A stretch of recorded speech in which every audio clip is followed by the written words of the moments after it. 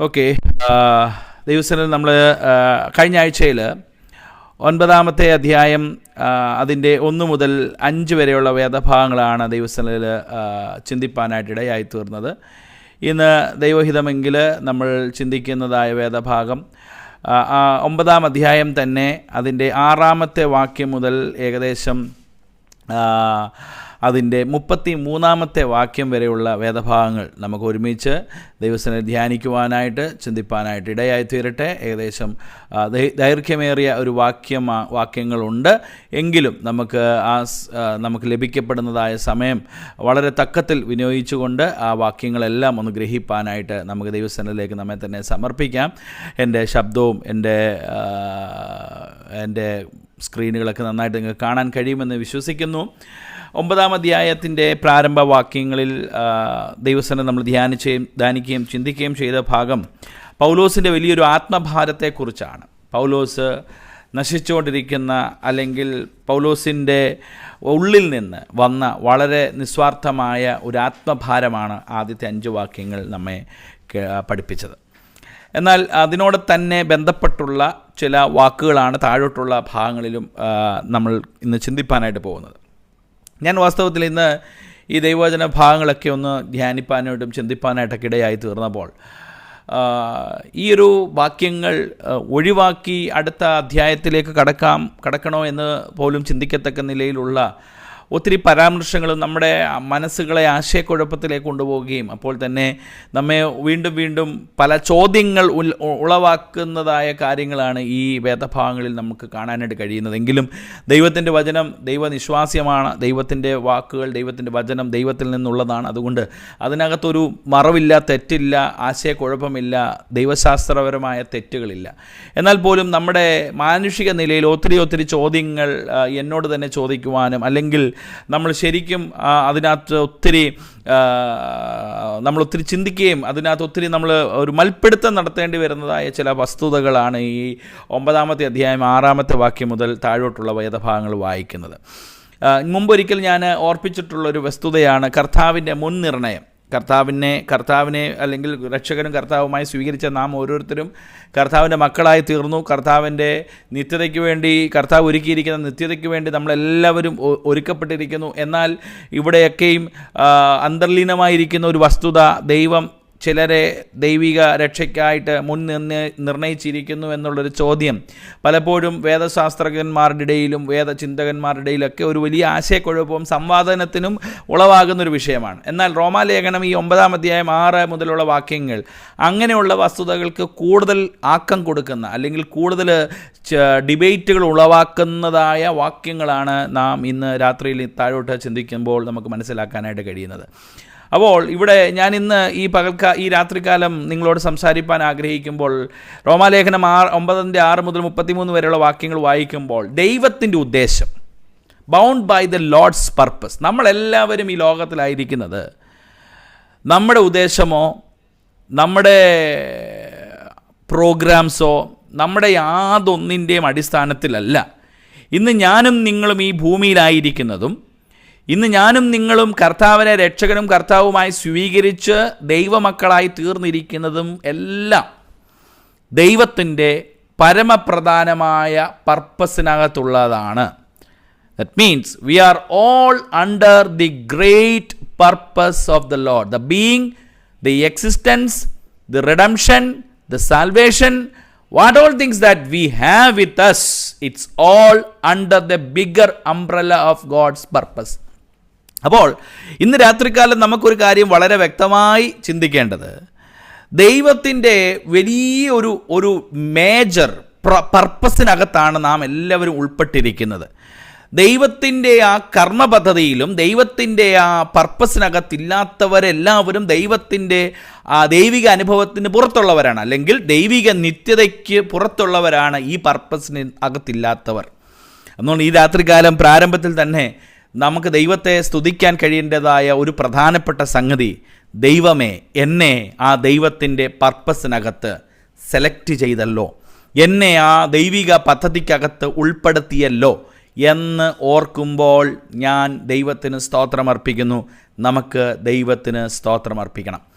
ഞാൻ ഓർപ്പിച്ചല്ലോ, ഈ divine selection അല്ലെങ്കിൽ ദൈവത്തിൻ്റെ നിർണയം, തിരഞ്ഞെടുപ്പ് എന്ന വിഷയത്തിൽ മുൻപൊരിക്കൽ ഞാൻ ബൈബിൾ സ്റ്റഡി എടുത്തപ്പോൾ 2 പ്രധാനപ്പെട്ട സ്കൂൾ ഓഫ് തോട്ട്സ് നിങ്ങൾക്കൊരു പക്ഷേ ഓർമ്മയുണ്ടെന്നറിയാം.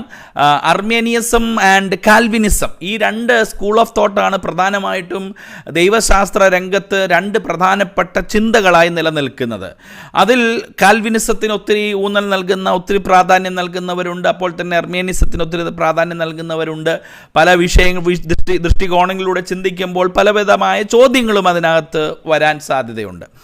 എന്നാൽ ഞാനിന്ന് രാത്രികാലവും ഞാനും ഈ വിഷയത്തിൽ അല്പം ഗഹനമായിട്ടുള്ള ഒരു ചിന്തയും ഒക്കെ നടത്തിയപ്പോഴുമൊക്കെയും ഒരു ആശയക്കുഴപ്പം സ്റ്റിൽ അതിനകത്ത് നിഴലിച്ച് നിൽക്കുന്നുവെങ്കിലും ഒരു കാര്യത്തിൽ ഉറപ്പുണ്ട്, ദൈവത്തിൻ്റെ വചനം അതിൻ്റെ മാർമിക വശങ്ങൾ മനുഷ്യരായ നമുക്ക്, ബലഹീനരായ നമുക്ക്, ബുദ്ധിയും പ്രാപ്തിയും ഒക്കെ പരിമിതമായ നമുക്ക് പൂർണ്ണമായിട്ട് തിരിച്ചറിയാൻ കഴിയത്തില്ല. കാരണം ദൈവത്തിൻ്റെ വെളിപ്പാട് ദൈവം തൻ്റെ മക്കൾക്ക് വേണ്ടി വെളിപ്പെടുത്തിയെങ്കിലും അതതിൻ്റെ ഫൈനാലിറ്റിയിൽ വരുമ്പോഴേ നമുക്കതിൻ്റെ മനസ്സിലാക്കാൻ കഴിയത്തുള്ളൂ, അതിൻ്റെ പൂർണ്ണത നമുക്ക് മനസ്സിലാക്കാൻ കഴിയത്തുള്ളൂ. സാധാരണ ഞാൻ പറയാറുണ്ട്, വെളിപ്പാട് പുസ്തകവും ദാനിയേൽ പ്രവചന പുസ്തകമൊക്കെ വ്യാഖ്യാനിക്കുമ്പോൾ വളരെ സൂക്ഷിച്ച് വ്യാഖ്യാനിക്കണം. കാരണം ചിലർ ഒന്നും ഒരു പിടിയില്ലാതെ, ഒരു തൊക്കും തൊങ്ങലും ഇല്ലാതെ എന്തൊക്കെയൊക്കെ പറഞ്ഞു പിടിപ്പിക്കുന്ന സംഗതികൾ, സാഹചര്യങ്ങൾ നമ്മൾ കേൾക്കുന്നവരാണ്, ഞാനും നിങ്ങളും കേൾക്കുന്നവരാണ്.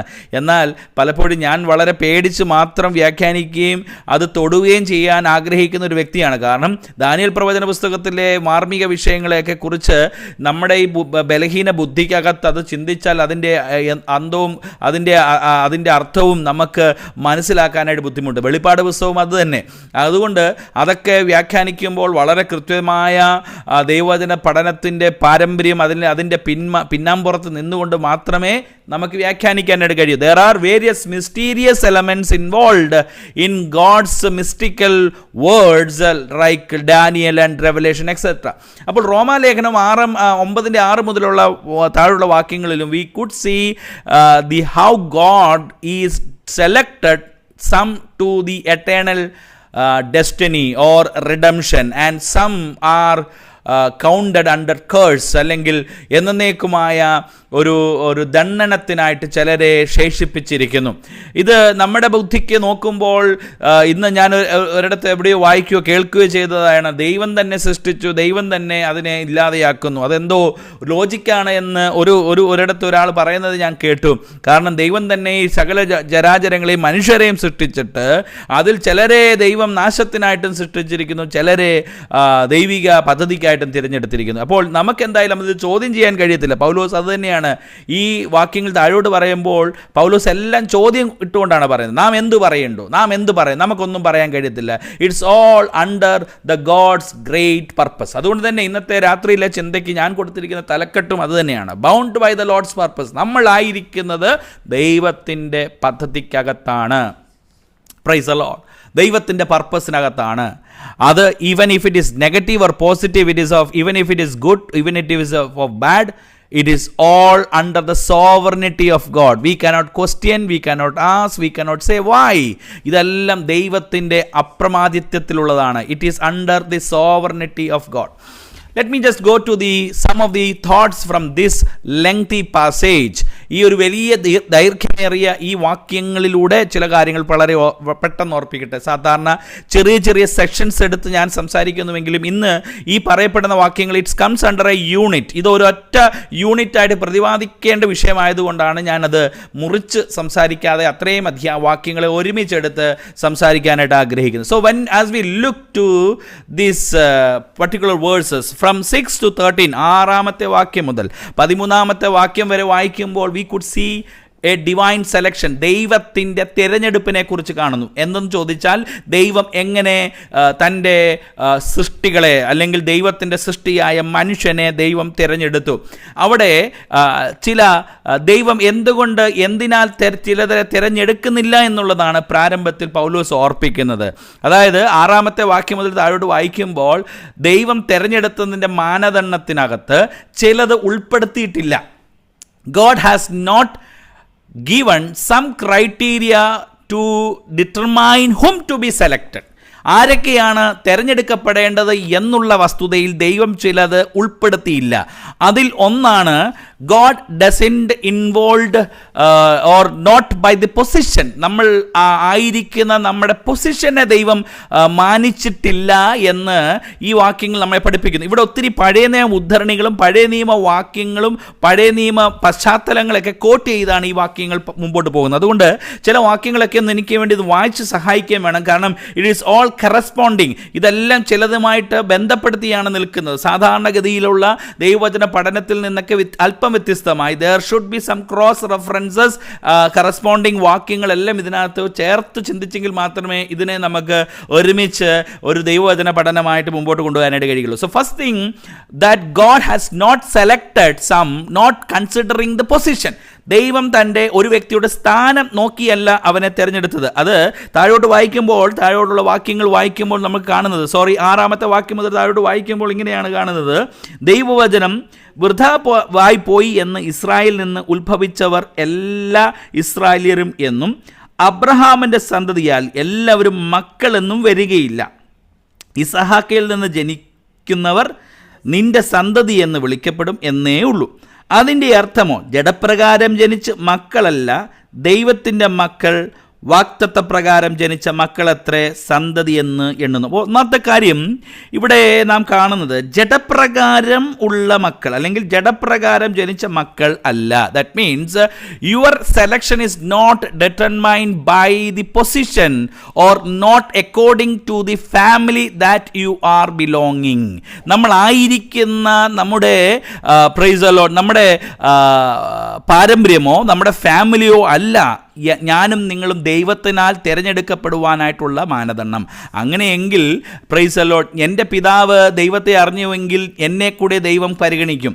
അല്ലെങ്കിൽ ഞാൻ ദൈവത്തെ തിരഞ്ഞെടുത്തുവെങ്കിൽ, ദൈവ വഴിയിലൂടെ സഞ്ചരിക്കുന്നുവെങ്കിൽ എൻ്റെ മക്കളെയും ദൈവം തിരഞ്ഞെടുക്കും. കാരണം it comes from within the position of the flesh. അതല്ലേ 7-ാമത്തെ വാക്യം വായിക്കുമ്പോൾ ഇസഹാക്കിൽ നിന്ന് ജനിക്കുന്നവർ തൻ്റെ സന്തതി എന്ന് വിളിക്കപ്പെടുമെന്നേ ഉള്ളൂ. അതിൻ്റെ അർത്ഥമോ ജഡപ്രകാരം ജനിച്ച മക്കളല്ല ദൈവത്തിൻ്റെ മക്കൾ.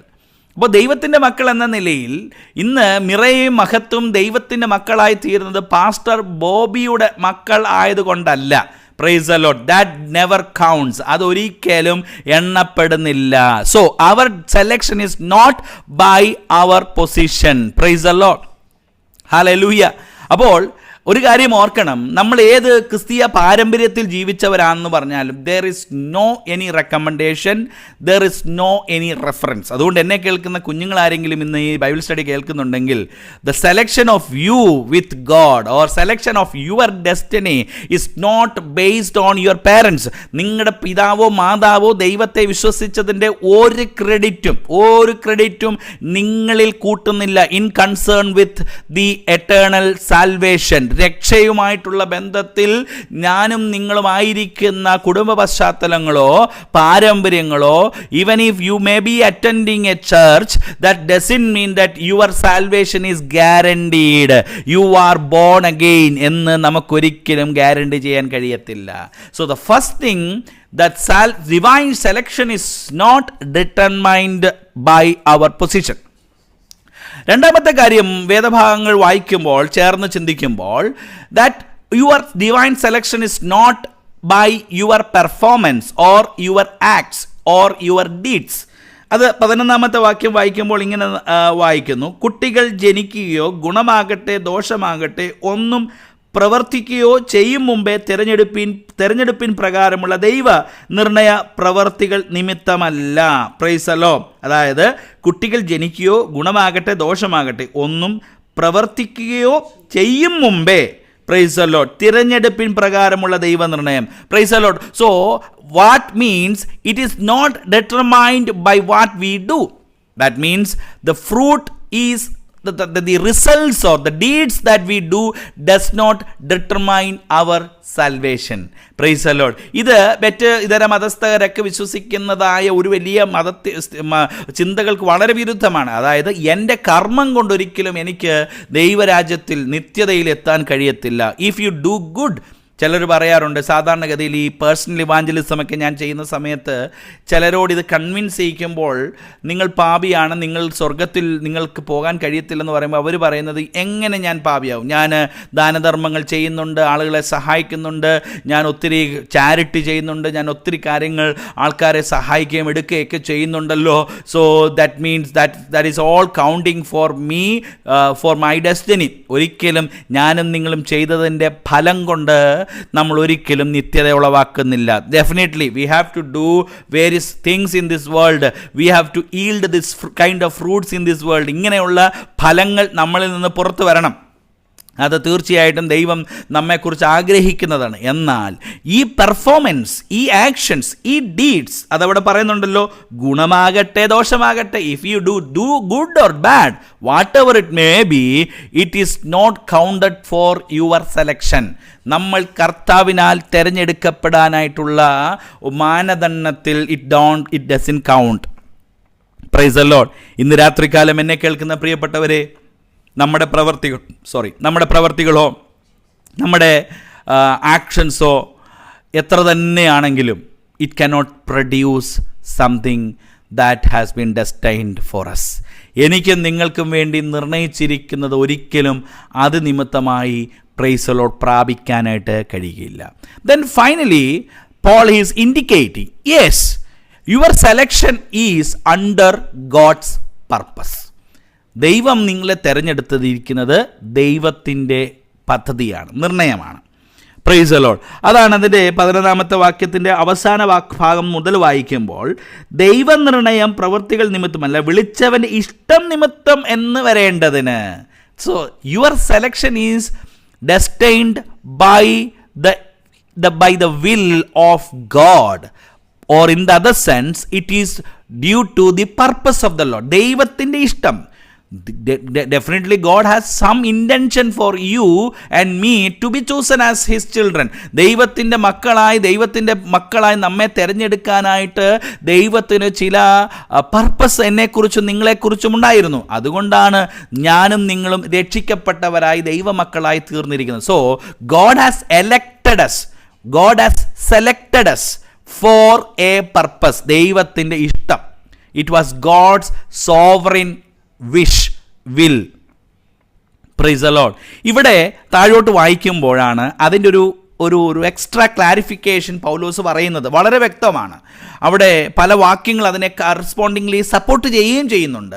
ഇവിടെ നമ്മൾ കാണുമ്പോൾ ഞാൻ ഇപ്പോഴും എനിക്ക് വളരെ വിഷമവും അതുകൊണ്ട് തന്നെ ലോജിക്കലി എനിക്ക് കോംപ്രിഹെൻഡ് ചെയ്യാൻ പറ്റാത്ത ഒരു ഡിവൈൻ സെലക്ഷനാണ് യാക്കോബിനെ, പഴയ നിയമത്തിലെ യാക്കോബിനെ തിരഞ്ഞെടുത്തത്. പാവം ഏശാവ്. Praise the Lord.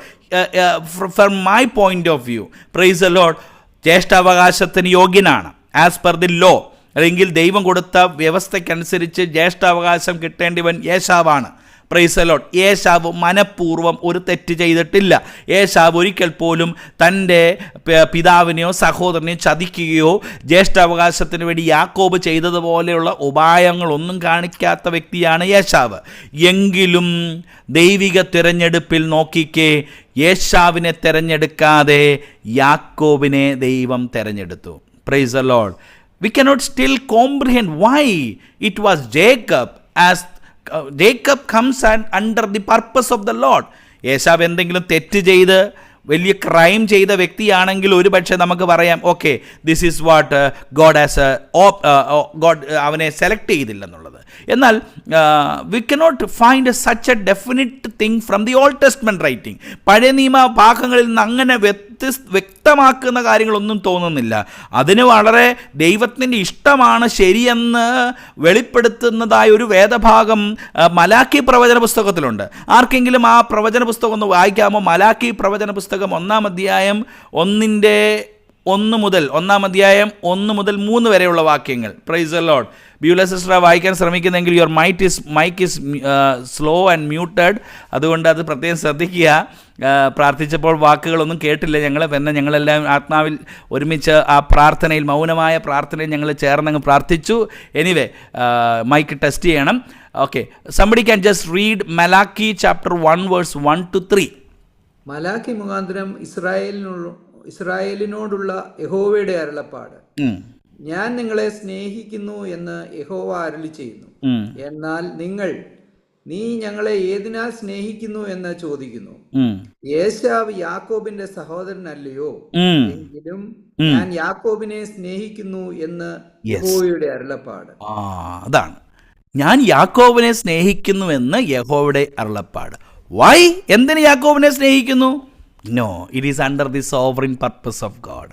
അത് ദൈവത്തിൻ്റെ നിത്യമായ പദ്ധതിക്കകത്തുള്ളതാണ്. Praise the lord. എനിവേ, ഇതെല്ലാം ആ ഒരു ദൈവിക പദ്ധതിയുടെ ഭാഗമായതുകൊണ്ട് ഏശാവ് പിന്നീട് വേറൊരു ജനറേഷൻ്റെ പിതാവായി അങ്ങ് മാറിയുന്നു. ഇതുപോലെ തന്നെയാണ് ഇസ്മായിലിൻ്റെ കേസ് പറയുമ്പോഴും ഇസഹാക്കും ഇസ്മായിലും തമ്മിലുള്ള ബന്ധത്തിലും ഇതേ തന്നെ അവസ്ഥയാണ്, ഇതേ തന്നെ കാര്യങ്ങളാണ്. അവിടെയൊന്നും ഈ പറയുന്ന വ്യക്തികൾ അതിനകത്തൊരു ഒരു ഇസ്മായിൽ അതിനകത്തൊരു വലിയ കൾപ്രിറ്റായിട്ടില്ല. പക്ഷെങ്കിൽ God is not intending Ishmael or Esau for God's purpose. And if to our question why എന്നുള്ളതിന് ദൈവത്തിൻ്റെ പ്രൈസ് ദി ലോർഡ് നിത്യമായ sovereign purpose.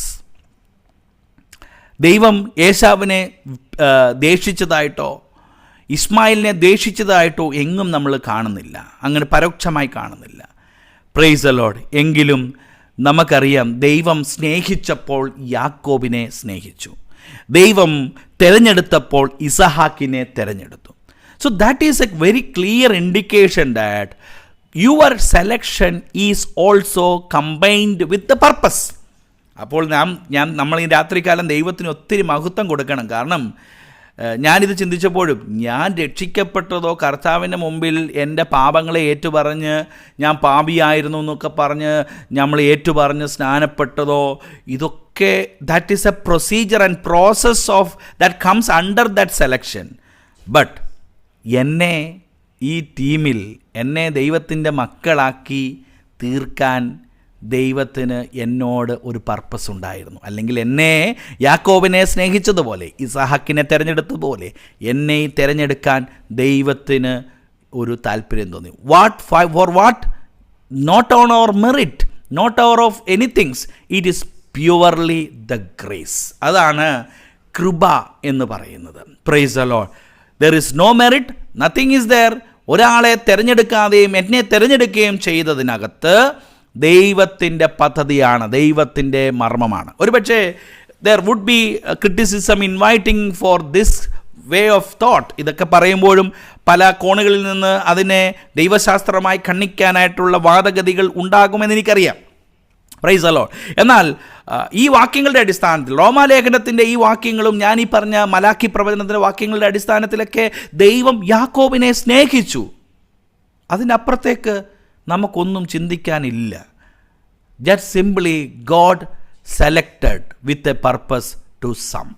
Price the lord. ആ ഡിവൈൻ സെലക്ഷനിൽ ഇന്ന് രാത്രികാലം നമുക്ക് ഉൾപ്പെടാൻ കഴിഞ്ഞതോർത്ത് ദൈവത്തിന് നമുക്ക് സ്തോത്രം ചെയ്യണം, ദൈവത്തെ നമ്മൾ സ്തുതിക്കണം. കാരണം praise the Lord, it's not by എനിക്ക് സുവിശേഷം കേട്ടതോ ഞാൻ രക്ഷിക്കപ്പെട്ടതോ അല്ലെങ്കിൽ ആരെങ്കിലും എന്നോട് സുവിശേഷം പറഞ്ഞതോ എനിക്ക് സുവിശേഷം കേട്ടതിൻ്റെ വെളിച്ചത്തിൽ മനസ്താപം ഉണ്ടായതോ പാപബോധമുണ്ടായതോ എല്ലാം ദൈവം ഇഷ്ടപ്പെട്ടിട്ടാണ്. അത് ദൈവം പർപ്പസ് ചെയ്തതുകൊണ്ടാണ്. അത് ദൈവം പർപ്പസ് ചെയ്തില്ലായിരുന്നെങ്കിൽ എനിക്ക് ഈ പാപബോധം ഉണ്ടാകുകയോ ദൈവം അല്ലെങ്കിൽ എനിക്ക് ഈ സുവിശേഷം കേൾക്കുകയോ ചെയ്യാനുള്ള അവസരം ഉണ്ടാകത്തില്ലായിരുന്നു. ദൈവം നിർണയിച്ചു ഞാൻ സുവിശേഷം കേൾക്കണമെന്നും ഞാൻ ദൈവം മുമ്പാകെ പാപം ഏറ്റുപറയണമെന്നും. അവിടെ ഞാൻ റിജക്റ്റ് ചെയ്താൽ ഒരുപക്ഷെ ഞാൻ ദൈവത്തിൻ്റെ കോപാഗ്നിയിൽ, ദൈവത്തിൻ്റെ ശിക്ഷയിൽ, ദൈവത്തിൻ്റെ ദൈവികമായ ആ റാത്തിൽ, ആ ശിക്ഷയിൽ ഞാൻ അകപ്പെട്ടു പോയനേമായിരുന്നു. എന്നാൽ കൃപയാൽ ദൈവത്തിൻ്റെ പർപ്പസിനോട് ചേർന്ന് നിൽപ്പാൻ എനിക്ക് കഴിഞ്ഞു എന്നല്ലെങ്കിൽ നമുക്ക് കഴിഞ്ഞു എന്നതാണ് എന്നെയും നിങ്ങളെയും ഇന്ന് രാത്രികാലം ദൈവത്തെ സ്തുതിപ്പാൻ ഇടയാകേണ്ടത്. Praise the lord. സ്റ്റിൽ എനിക്കറിയാം there would be some confusions of how it can be rationally comprehend when one is rejected and other one is approved. ഇവിടെ പലപ്പോഴും പലർ പറയുന്ന ഒരു വാദം, അതിന് മേ ബി ഈ ഫ്രീ വിൽ എന്നവർ പറയുന്നൊരു കാര്യമുണ്ട്. അല്ലെങ്കിൽ മനുഷ്യൻ്റെ സ്വതന്ത്രമായ ഒരു ഫ്രീ വില്ലാണ് ദൈവത്തെ അല്ലെങ്കിൽ ദൈവത്തെ രക്ഷകനും കർത്താവുമായി സ്വീകരിക്കുക. ഞാൻ അതിനകത്ത് പിന്നെയും എൻ്റെ ഒരു ഒബ്ജക്ഷൻ ഉള്ളത്, മനുഷ്യൻ്റെ ഫ്രീ വിൽ എന്ന് പറയുന്നത്, മനുഷ്യൻ ജന്മനാൽ തന്നെ പാപിയാണ്. അത് ദൈവത്തിൻ്റെ വചനം ഓർപ്പിക്കുന്നുണ്ട്. മനുഷ്യൻ ജനിച്ചപ്പോൾ തന്നെ പാപത്തിൽ ജനിച്ചു, പാപത്തിൽ എൻ്റെ അമ്മ എന്നെ ഗർഭം ധരിച്ചു എന്ന് സങ്കീർത്തനത്തിൽ വായിക്കുന്നു. So every human being born to this world is born with a sin. അങ്ങനെയെങ്കിൽ പാപിയായിരിക്കുന്ന എൻ്റെ വിൽ എന്താണ്? Price the Lord.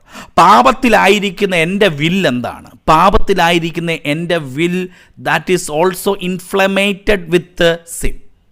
എൻ്റെ വിൽ, എൻ്റെ ഫ്രീ വിൽ, ഐ കനോട്ട് എന്താ പറയുന്നത്, എൻ്റെ സ്വയ ഇഷ്ടമെന്ന് പറയുന്നത്, എൻ്റെ സ്വതന്ത്രമായ ഇഷ്ടമെന്ന് പറയുന്നത്, I cannot keep away from sin. അതായത് എൻ്റെ ഇഷ്ടത്തിനെ ഇഷ്ടം പോലും it is contaminated with the sin because I am living in sin. ഒരാൾ പാപത്തിൽ മുങ്ങിക്കിടക്കുമ്പോൾ, ആ പാപത്തിൽ ജീവിക്കുമ്പോൾ, ആ പാപത്തിൽ നിന്ന് ഉയർന്നു വരുന്ന പ്രൈസ് ദി ലോർഡ് ചിന്തകൾക്കും പാപത്തിൻ്റെ ആദേശമില്ലേ? ഉദാഹരണത്തിന് ഇപ്പോൾ ഒരാളുടെ ശരീരത്തിൽ എന്തെങ്കിലും അസുഖങ്ങളുണ്ടെങ്കിൽ അത് തൻ്റെ ബ്ലഡിൽ കലർന്നിരിക്കുന്നു. ബ്ലഡ് തലേന്നോ താഴേന്നോ കയ്യെന്നോ എവിടെ നിന്ന് എടുത്താലും എന്ത് ചെയ്യുന്നു?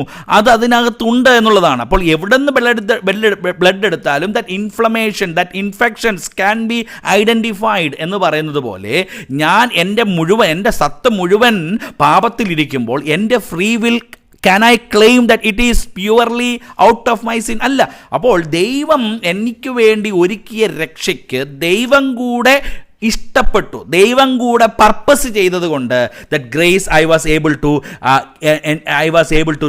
Enter into that grace. ആ കൃപയിലേക്ക് വരാൻ എനിക്ക് കഴിഞ്ഞു. അത് ദൈവം നിർണയിച്ചത് കൊണ്ടും കൂടെയാണ്. Praise the Lord. It is combined with the God's grace and gospel.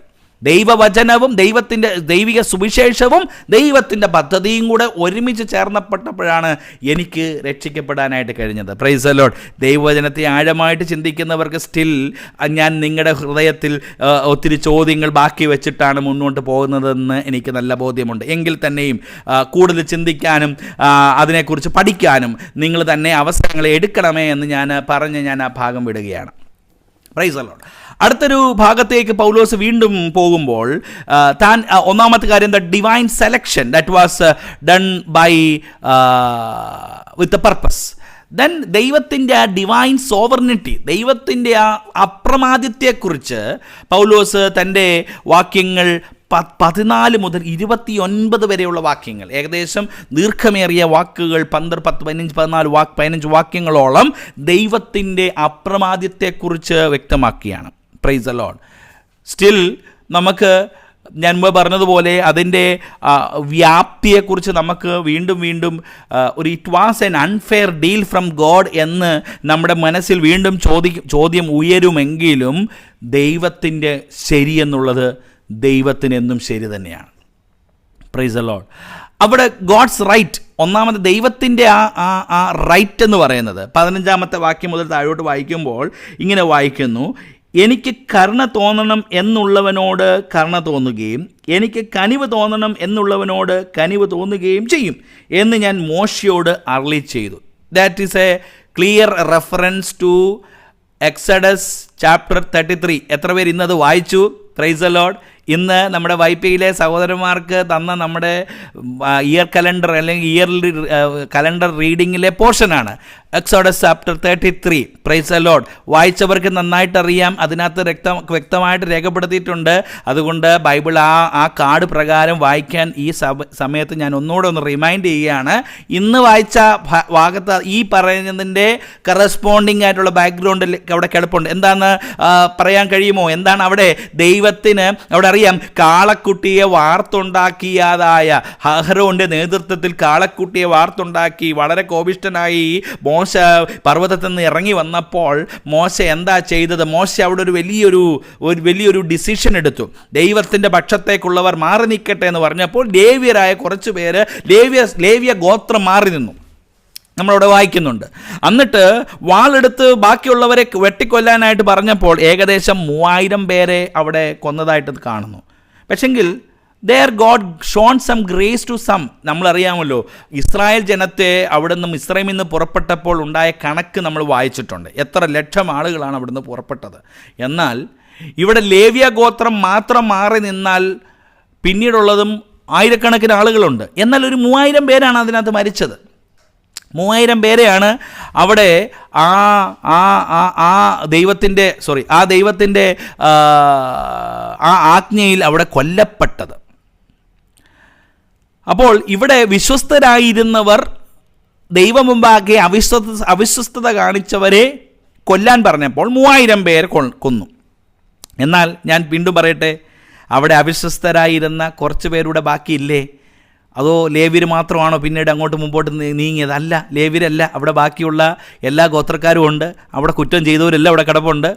കാള ഉണ്ടാക്കാൻ മുമ്പിൽ നിന്നവരും എല്ലാം അവിടെ തന്നെ നിൽപ്പുണ്ട്. എന്നാൽ there was a warning simple sign shown by God that 3000 പേരെ മാറി നിൽക്കാൻ പറഞ്ഞു. അവിടെ നിന്നവർ ലേവ്യർ മാത്രമാണ് ദൈവത്തിൻ്റെ ഭാഗത്തേക്ക് മാറിയത്. എന്നാൽ ദൈവം 3000 പേരെ കൊന്നപ്പോൾ, praise the lord, there were been some who has been graciously left out. Price the lord. അപ്പോൾ ചിലർ അന്ന് അവിടെ രക്ഷപ്പെട്ടത് ദൈവത്തിൻ്റെ കൃപയാണ്, ദൈവത്തിൻ്റെ കരുണയാണ്. മാത്രമല്ല, നമുക്കറിയാം ഈ ഫറവോൻ്റെ എപ്പിസോഡ് നമ്മൾ നേരത്തെ വായിച്ചപ്പോൾ, ആ ഭാഗങ്ങളിലൊക്കെ വായിക്കുമ്പോൾ, ഫറവോനെയും ദൈവം എന്ത് ചെയ്തു? ഇസ്രായേൽ മക്കൾക്കെതിരെ പീഡകൾ ഉണ്ടാകുമ്പോൾ ദൈവം തൻ്റെ ജനത്തിൻ്റെ കരച്ചിൽ കേട്ടു, കണ്ടു എന്നൊക്കെ പറയുമ്പോഴും ഇതെല്ലാം ഫറവോനെയും കൂടി ദൈവം ആ ഒരു ദൈവത്തിൻ്റെ പർപ്പസിനകത്ത് ഫറവോനെ കൂടെ ദൈവം നിയമിച്ചിരുന്നു. അതിന് വാക്യമുണ്ട്. 9-ാമത്തെ അധ്യായം, പുറപ്പാട് പുസ്തകം 9-ാം അധ്യായം, അതിൻ്റെ ഒന്ന് വായിക്കാമോ? പുറപ്പാട് പുസ്തകം 9-ാം അധ്യായം, അതിൻ്റെ 15 ഒരു മിനിറ്റ് പറയാമേ. യെസ്, പുറപ്പാട് പുസ്തകം 9:16. പുറപ്പാട് പുസ്തകം 9:16 വായിക്കുമ്പോൾ ഫറവോൻ പോലും ഈ പദ്ധതിക്കകത്ത് ഉൾപ്പെടുത്തിയിരുന്ന വ്യക്തിയാണെന്നുള്ളത് അറിയാം. നമ്മൾ മറ്റു ഭാഗത്ത് വായിക്കുമ്പോൾ ഫറവോൻ്റെ പീഡകളൊക്കെ ദൈവ പദ്ധതിക്ക് വിരുദ്ധമായിരുന്നു, വെളിയിലായിരുന്നു എന്നൊക്കെ ചിന്തിക്കുമെങ്കിലും ഫറവോനെ കൊണ്ട് ഇസ്രായേൽ ജനത്തിന് പീഡനം അയക്കണമെന്നുള്ളതിൻ്റെയും എല്ലാം പിന്നിൽ ദൈവത്തിന് ഒരു പദ്ധതി ഉണ്ടായിരുന്നു. So everything is programmed well by God. It is within the purpose of the Lord. 9:16 ഒന്ന് വായിച്ച്, അവിടെ മോശ ഫറവോനോട് പറഞ്ഞ കാര്യം തന്നെ വ്യക്തമാണ്.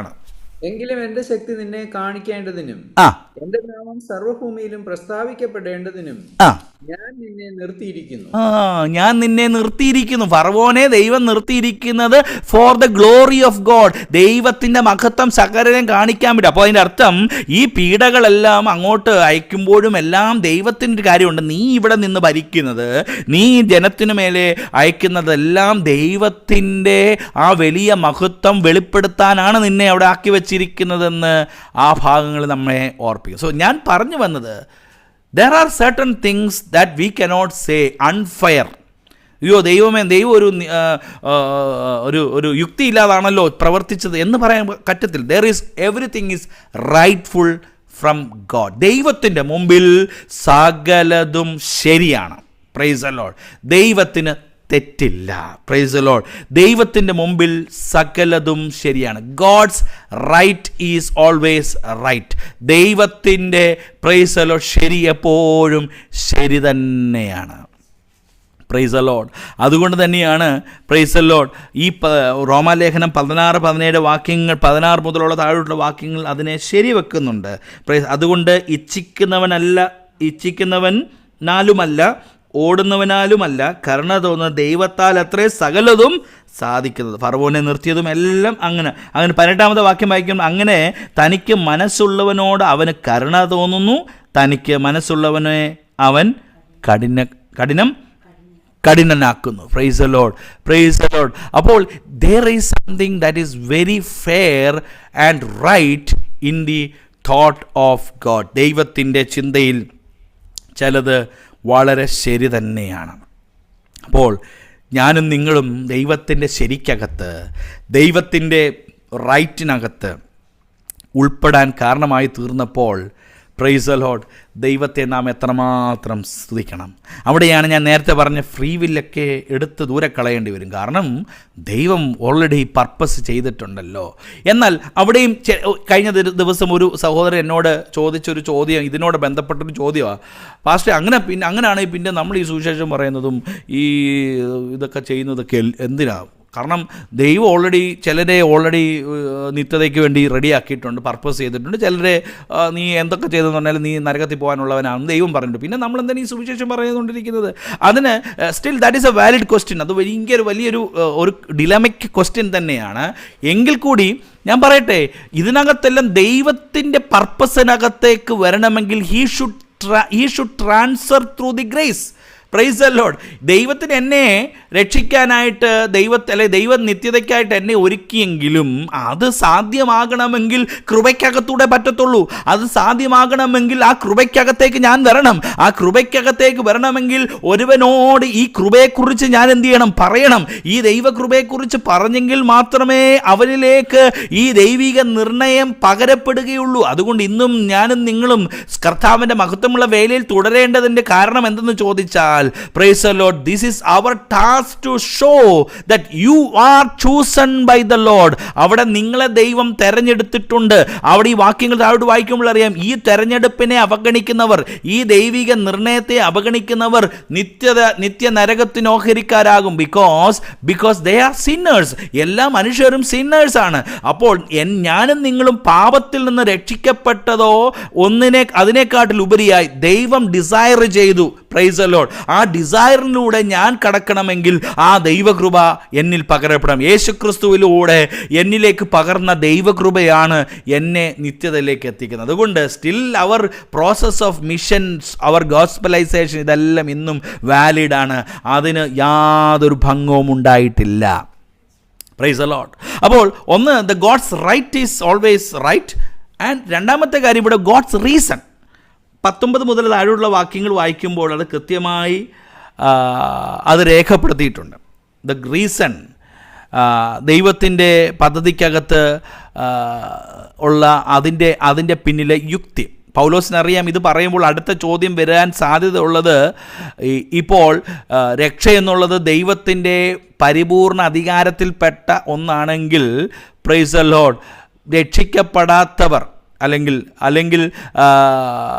നമുക്ക് മറ്റൊരാൾ സേവ്ഡ് അല്ല, അവൻ രക്ഷിക്കപ്പെട്ടവനല്ല എന്ന് പറയാൻ എന്താണ് അധികാരം? അത് 19-ാമത്തെ വാക്യം അങ്ങോട്ട് താഴോട്ട് വായിക്കുമ്പോൾ അങ്ങനെ തന്നെ. ആകയാൽ അവൻ പിന്നെയും കുറ്റം പറയുന്നത് എന്ത്? ആരവൻ്റെ ഇഷ്ടത്തോട് എതിർത്ത് നിൽക്കുന്നുവെന്ന് നീ എന്നോട് ചോദിക്കും. അയ്യോ മനുഷ്യ, ദൈവത്തോട് പ്രത്യുത്തരം പറയാൻ നീ ആര്? മെനഞ്ഞിരിക്കുന്നതും മനഞ്ഞവനോടും നീ എന്നെ ഇങ്ങനെ ചമച്ചത് എന്ത് എന്ന് ചോദിക്കുമോ?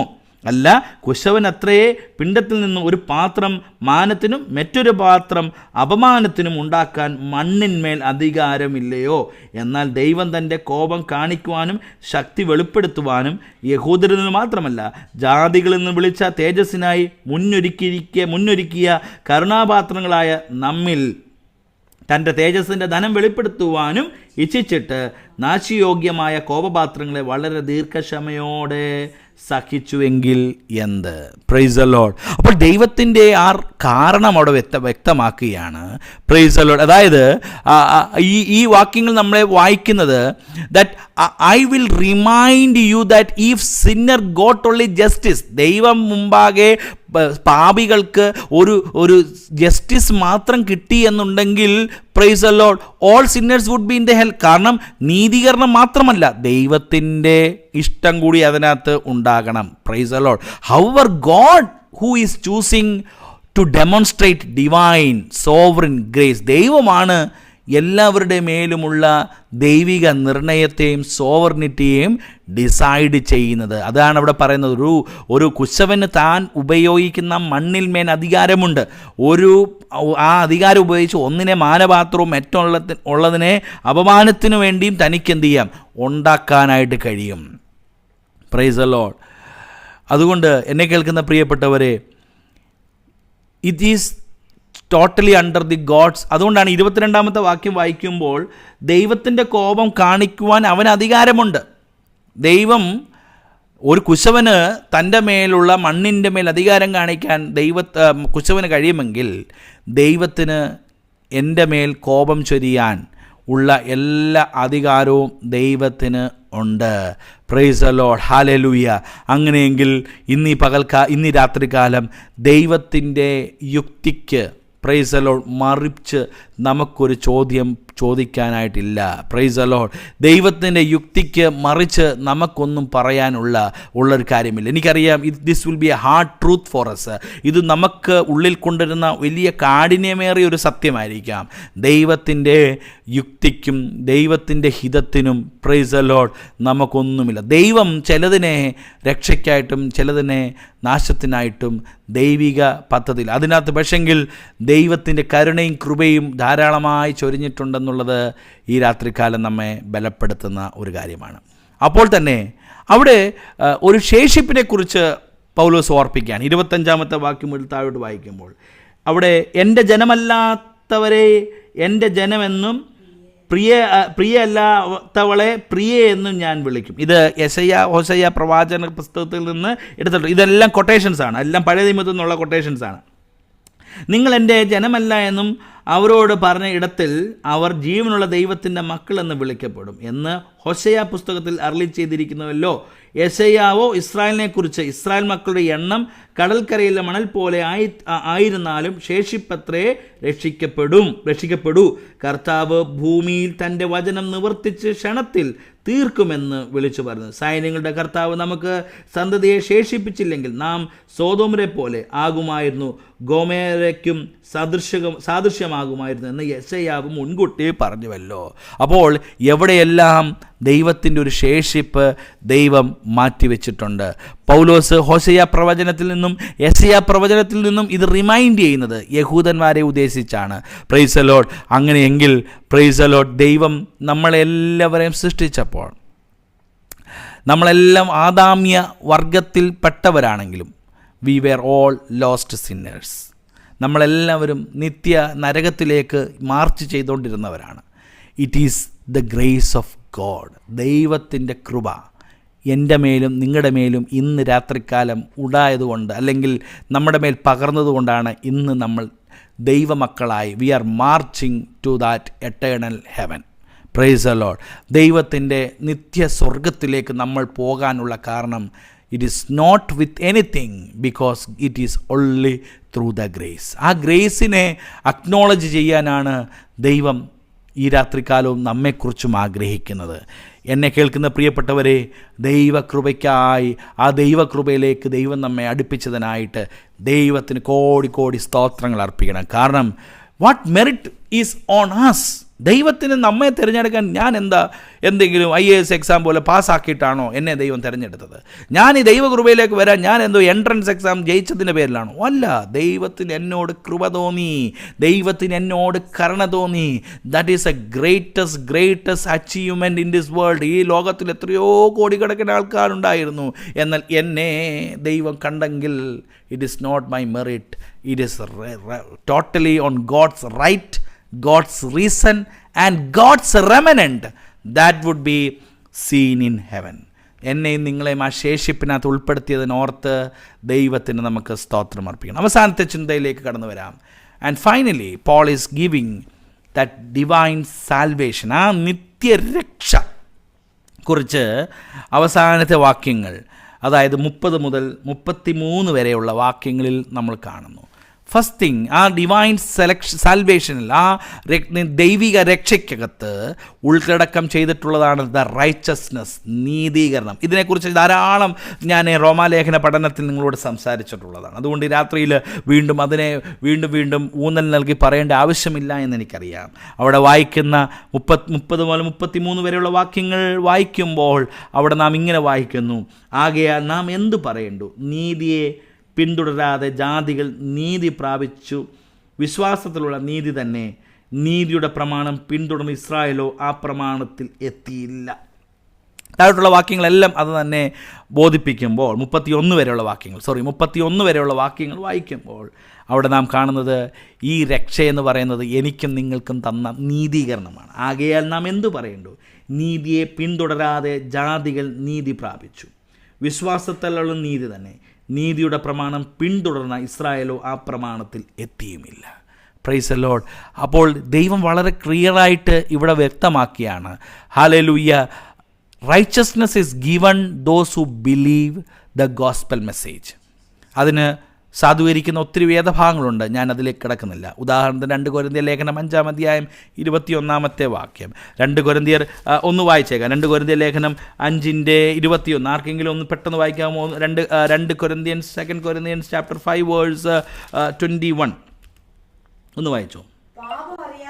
പാപമറിയാത്തവനെ നാം അവനിൽ ദൈവത്തിന് നീതിയാകേണ്ടതിന് അവൻ നമുക്ക് വേണ്ടി, പ്രൈസ് ദി ലോർഡ്. അപ്പോൾ ദൈവം നമ്മൾക്ക് വേണ്ടി, പാപമറിയാത്തവനെ നാം അവൻ്റെ ദൈവത്തിൻ്റെ നീതി അറിയേണ്ടതിന്, പ്രൈസ് ദി ലോർഡ്, അവൻ നമുക്ക് വേണ്ടി. So it is only through the message of gospel message V R been redeemed.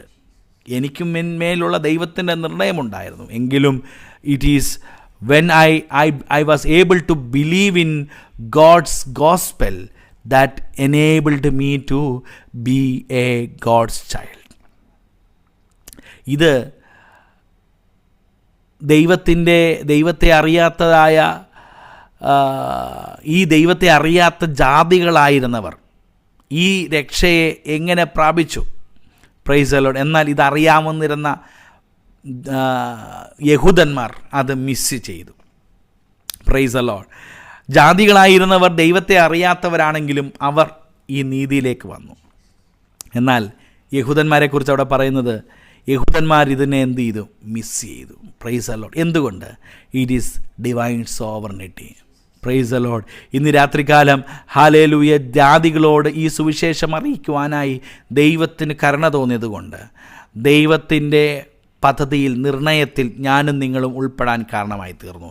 ഇതല്ല, ദൈവം കേവലം പ്രൈസ് ദി ലോർഡ് യഹൂദ മണ്ഡലത്തിൽ മാത്രം, യഹൂദ പാരമ്പര്യത്തിൽ മാത്രം ഇതിനെ ഉൾപ്പെടുത്തിയിരുന്നെങ്കിൽ ആ ദൈവിക പദ്ധതിയിൽ ഞാനും ഇന്ന് ഉൾപ്പെടുകയില്ലായിരുന്നു. സോ നീതി ദൈവത്തിൻ്റെ രക്ഷയുടെ വലിയ ഭാഗമാണ്. 2, അതിൻ്റെ ആ ദൈവിക രക്ഷയ്ക്കകത്തെ കാരണം, പ്രൈസ് ദി ലോർഡ്, എന്തുകൊണ്ട് യഹൂദന്മാർ മിസ് ഔട്ട് ചെയ്തു, എനിക്കെന്തുകൊണ്ട്, ജാതികളായിരുന്ന എനിക്കെന്തുകൊണ്ടത് കിട്ടി എന്നുള്ളത്, പ്രൈസ് ദി ലോർഡ്, ഹല്ലേലൂയ, ഒറ്റ കാര്യമുള്ളൂ. ഒരു മനുഷ്യനും രക്ഷിക്കപ്പെടാൻ കഴിയത്തില്ല until, praise the Lord, hallelujah, ദൈവത്തിൻ്റെ രക്ഷ അല്ലെങ്കിൽ ദൈവത്തിൻ്റെ കരുണ നമ്മളിലേക്ക് എത്താതെ. So no man will ever be saved until he comes to the place where he clings, അല്ലെങ്കിൽ until to the place where he comes to nothing he can do. എനിക്കും നിങ്ങൾക്കും ചെയ്യാൻ പറ്റാത്ത, അല്ലെങ്കിൽ ഒന്നും കൊണ്ട് ഇനി ഒന്ന് ചെയ്ത് ഇത് പ്രാപിക്കാൻ കഴിയാത്തതായ ഒരു സാഹചര്യത്തിൽ വന്നെങ്കിൽ മാത്രമേ ദൈവത്തിന് എനിക്കും നിങ്ങൾക്കും വേണ്ടിയുള്ളത് ചെയ്യാൻ കഴിയത്തുള്ളൂ. കാരണം ഇതറിയാവുന്നതായ ജാതികൾക്ക് മിസ് ഔട്ടായെങ്കിൽ, പ്രൈസ് ദി ലോർഡ്, ഇതൊന്നും അറിയാത്ത, ഇതിനെക്കുറിച്ച് ഒന്നും കേട്ടിട്ടില്ലാത്ത, പ്രൈസ് ദി ലോർഡ്, യഹൂദന്മാർക്ക് ഇത് മിസ് ഔട്ടായെങ്കിൽ ഒന്നും അറിയാത്ത ജാതികൾക്ക് ഇത് പ്രാപിക്കാനായിട്ട് കഴിഞ്ഞു. Price the Lord. അനേകർക്ക് ഇത് തടങ്കൽ പാറയായി തീർന്നതാണ് എഴുതിയിരിക്കുന്നത്. Price the Lord. ഈ യഹൂദന്മാർക്ക് ഈ സുവിശേഷം ഒരു തടങ്കൽ പാറയായി തീർന്നു. എന്നാൽ കൃപയാൽ നമുക്കാർക്കും ഇത് തടങ്കൽ പാറയാകാഞ്ഞതുകൊണ്ട് നാം കർത്താവിൻ്റെ മക്കളായി തീർന്നു. യഹൂദന്മാർക്ക് ഈ വീണ്ടെടുപ്പിൻ്റെ ന്യായപ്രമാണത്തിൻ്റെ അനുഭവങ്ങൾ തടങ്കൽ പാറയായി തീർന്നു. അതുകൊണ്ട് അവർ നഷ്ടപ്പെട്ടു. എന്നാൽ പ്രൈസ് ദി ലോർഡ്, ദൈവത്തിൽ വിശ്വസിച്ച, കർത്താവിനെ വിശ്വസിച്ചവർക്ക് ഇത് ഒരു അത്ഭുത രക്ഷയ്ക്ക് കാരണമായി തീർന്നു. അവസാനം അതിൻ്റെ റിവാർഡ് 33-ാമത്തെ വാക്യത്തിൽ വായിച്ച് നിർത്തുന്നത് ഇങ്ങനെയാണ്. Praise the Lord. The ultimate reward that God has been destined those who comes under the salvation. അവിടെ വായിക്കുന്നത്, ഇതാ ഞാൻ സിയോനിൽ ഇടർച്ചക്കല്ലും തടങ്കൽ പാറയും വെക്കുന്നു, അവനിൽ വിശ്വസിക്കുന്നവൻ ലജ്ജിച്ചു പോകുകയില്ല.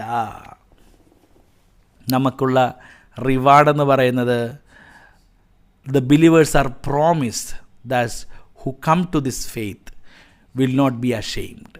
നമ്മളാരും ലജ്ജിച്ച് പോകത്തില്ല. നമ്മൾ കർത്താവിനെ വിശ്വസിച്ചത് നിമിത്തമായി നമ്മളാരും ലജ്ജിച്ച് പോവുകയില്ല. So the divine salvation includes righteousness, നീതീകരണം. And the reason, nothing is there as reason, praise the Lord, it is because of God's simple desire and will. Praise the Lord. Not out of our works, നമ്മുടെ പ്രവൃത്തികൾ കൊണ്ടല്ല. Praise the Lord. ദൈവം നമുക്ക് ഈ രക്ഷ ഒരുക്കി തന്നത്, praise the Lord, actually it was original recipients എന്ന് പറയുന്നത് യഹൂദന്മാരായിരുന്നു. അവർക്ക് ലഭിക്കാതിരുന്നത് എനിക്കും നിങ്ങൾക്കും ലഭിച്ചത് എന്തോ വലിയ പദവി നമ്മളിൽ ചെയ്തതുകൊണ്ടല്ല. It is simply God's desire on us and through the grace.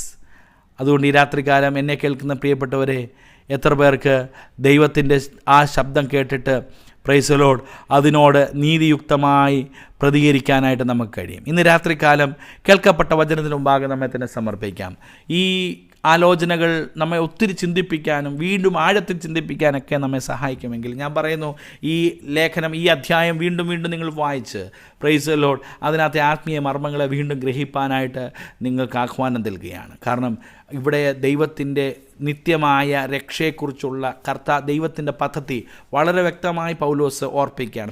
പഴയ നിയമ ഉദ്ധരണികളാണ് മുഴുവൻ അതിനകത്ത് രേഖപ്പെടുത്തിയിരിക്കുന്നത്. അപ്പോൾ അത് നമ്മെ അറിയിക്കുന്നൊരു കാര്യമുണ്ട്. We are all chosen, or we are on selected, or we are bounded by God's purpose. ദൈവത്തിൻ്റെ പദ്ധതിയാലാണ് നാം എല്ലാവരും രക്ഷിക്കപ്പെട്ടിരിക്കുന്നത്. ആ അനുഭവത്തിൽ തുടരാൻ കർത്താവ്